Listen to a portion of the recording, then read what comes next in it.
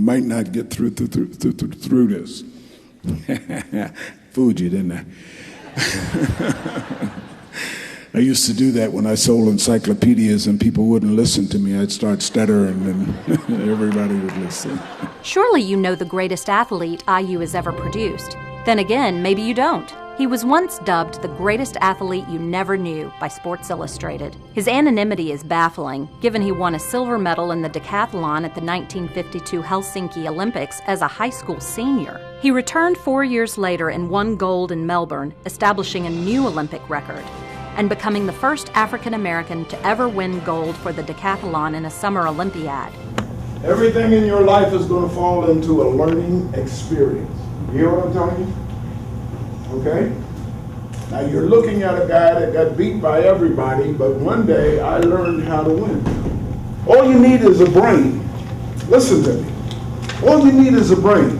You understand me? So don't ever let anybody look at you and say, you can't do this, or you can't do that. They told me, they said, no, those guys that win the Olympic Games, they're big, they're strong.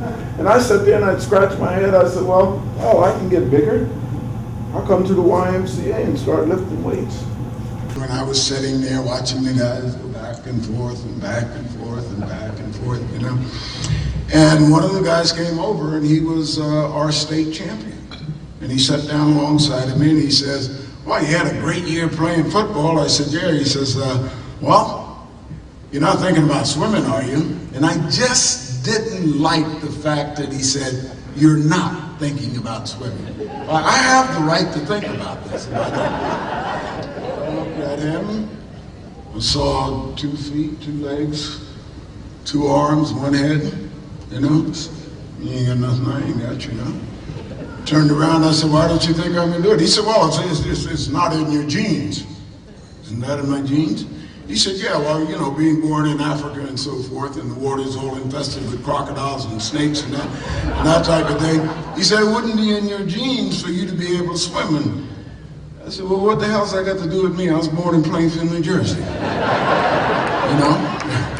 And I really looked at him, and what happened was the coach came over. Thinking about swimming, are you, Milt? See the difference in are you thinking about it or thinking about it?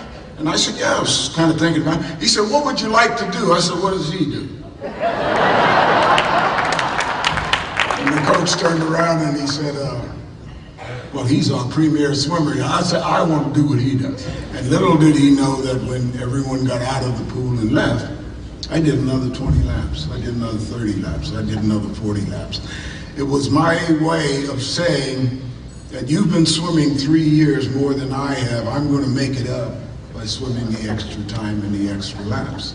Next year, I broke all of his records and became an All-American.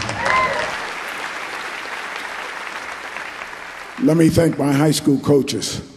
What a wonderful group of men they were. Harold Begier, I think, was a man that was looking through life for a kid like me. He was looking for someone that would work hard, someone that would listen to what he said, and someone that would do everything that he said. Harold Begier began to orchestrate my life. By the time I was a junior in high school, he had introduced me to the decathlon and said that we were going to make the Olympic team. And, you know, lots of times coaches said, we're going to do this here. You know, I'm going to do the work, you know. But he said, we're going to make the Olympic team. And I said, okay, coach. And we did. And we came back and we were the second best athlete in the world. And I told him, because when I came back, he was on his dying bed. And I told him, I said, Coach, you can't die. I said, I'm going back and I'm going to win this thing. Harold Begier said to me, he said, Milt, he said, a coach looks for a kid like you all his life. And he said, and I've had you. He said, I can die now. He said, I've had the best athlete in the world. And I told him, and I made a promise to him that I would go back and I want to win that. And I went back and I won it. If you think you're beaten, you are. If you think you dare not, you don't. If you'd like to win, but you think you can't, it's almost certain you won't. If you think you'll lose, you're lost, for out of this world we find success begins with a fellow's will, and that's all in the state of mind. If you think you're outclassed, you are. You've got to think high to rise. You've got to be sure of yourself before you can ever win a prize.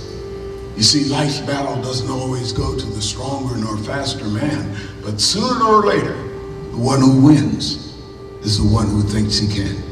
Tell that to your children. Tell them we'll build the kind of athletes that we always know we could be. Thanks again.